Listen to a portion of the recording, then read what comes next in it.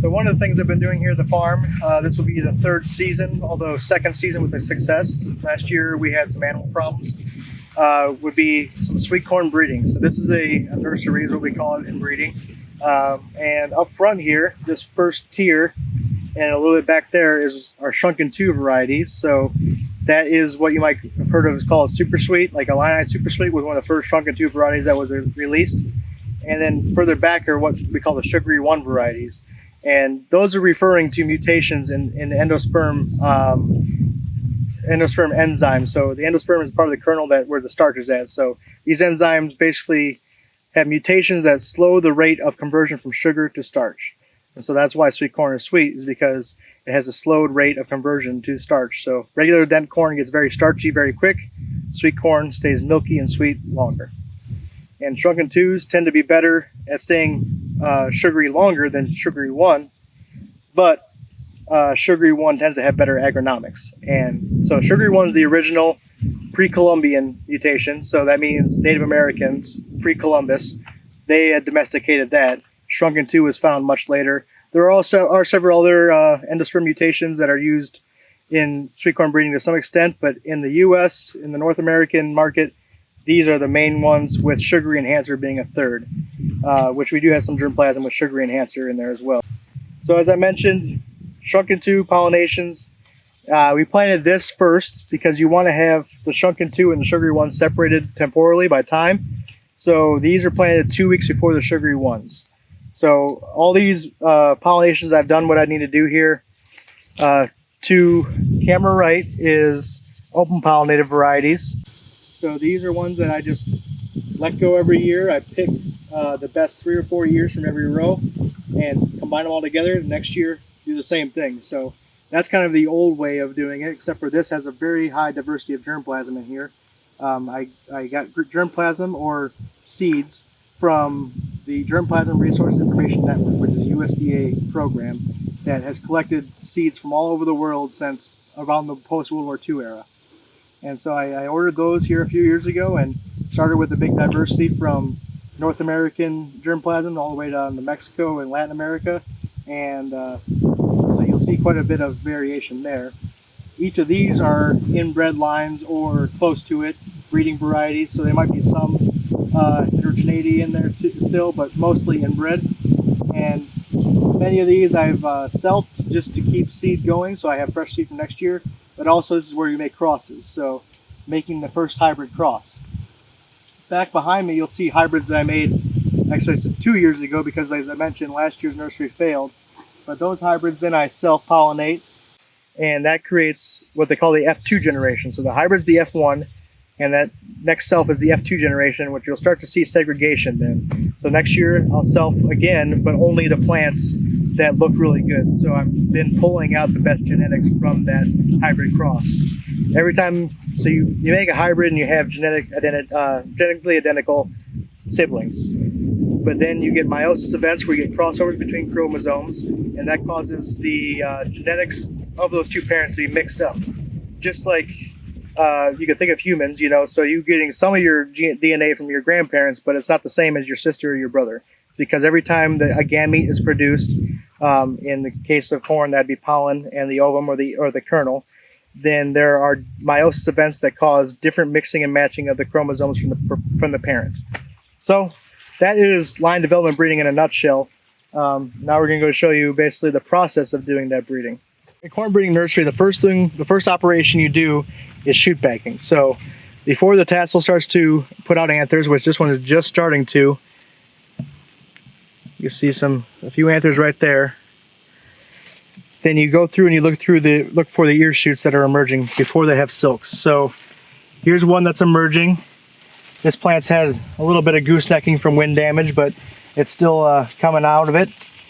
We rip off that ear leaf so that it allows for our wax shoot bag to slide down behind it, and that stays fairly secure from the wind, believe it or not. So it's kind of tucked down behind. Sometimes you have to cut through the leaf sheath a little bit to get down in there, but that will stay on 9 times out of 10. And then when this tassel has anthers probably more like the main part of the main branch here, the main stem, you go through and you cut back and look for silks and then put up on a tassel, which I'll show you in a following video. And I'm going to show you basically the basic process of doing controlled pollinations with corn. So first thing you want to look for when you're going through your nursery is a tassel that has dehisced anthers, or anthers that are out of the glooms and pollen is flowing. So this one's a little beyond what we'd want to start at, because they'll usually start with anther extrusion around mid part of the main branch and then work towards the ends with the side lateral branches kind of coming on as that goes on. So really, I try to put up my tassel bag 2 days on the second day that I see anthers. So the first day you might only see about 1 inch or 2 of anthers being extruded, but then by the second day you should see almost the full main branch. So then by the third day when I'm taking down, you'll have quite a bit of pollen.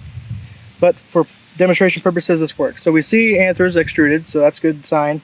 Next thing, if we're doing a self-pollination, we want to make sure we have silks on the ear. And well before the tassels are extruding their anthers, when they're still in the whorl, you'll start seeing ear shoots come out, and that's when we go through and do the shoot bagging part of that. So you want to cover up those shoots before any silks emerge, because as soon as the silk emerge, a pollen grain can hit that, and that's pollinated, and you then don't know the source of that pollen. So for controlled pollinations, we always cover up our shoots. So you lift the bag. I can already tell we have silks here. And what we do is you trim that, give it a little haircut, trim that back, and put the bag back on right away. We don't want to let the silks be exposed to any outside pollen. Then take out your tassel bag. This type of tassel bag has numbers on it for dates, so you circle tomorrow's date, and then if it's a self, an X with a circle is the universal symbol for that. If it's a cross, you write down the cross there. Then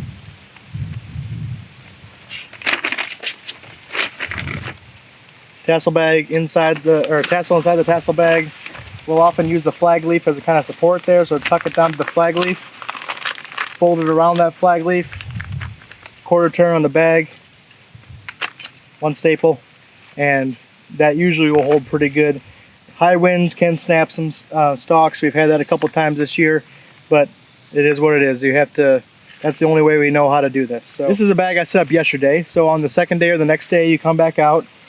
By that point in time, you should have a good bag of pollen in here. Kind of hit the tassel a bit to shake loose any pollen that's just sitting there on the anthers. And we got some good pollen there, I'm pretty sure. Shake it into there. And then usually you'll just put it straight down, but I'll show the camera here. Maybe we can see that. You see the anthers and the pollen inside there? Okay. So normally you're doing this in an industrial scale, each person is doing this several hundred times a day, so you're just moving through. But for this, you got the bag folded over, you want to have a little hole there so you can put that right over the ear, but you're not letting any of the pollen out. Okay, normally I wouldn't pull the bag off this long, but I'll show you what the silks look like now. Remember, so I gave it a haircut, and after about a day you get another inch or so of growth. Can you see that? So then, normally you put this on right away. Take the bag to get the pollen onto those silks. Kind of fold those back flaps around the stalk, a couple staples. And then that's your self-pollination. Then, minimum 30 days from now, or more like 45 to 50, we'll come back through and we'll harvest all these ears, and we'll dry them down the rest of the way in a dryer. And yeah, then we'll be able to shell everything by hand and put it into packets, and we'll have a packet for every one of these ears, or at least one for every one of these rows if we're bulking certain ears together. So that's the basic corn pollination and breeding process. Okay, so this is one of our open pollinated ears that's just starting to dent, to dry down. I'd say it's still in the late milk to early dough stage, but it's obviously got some bicolor genetics in there, but pretty green on the leaf. Whereas this one down here, Let's see if I can get this. Also got some bicolor genetics in there, but you can see there's definitely anthocyanins that are produced in the husk.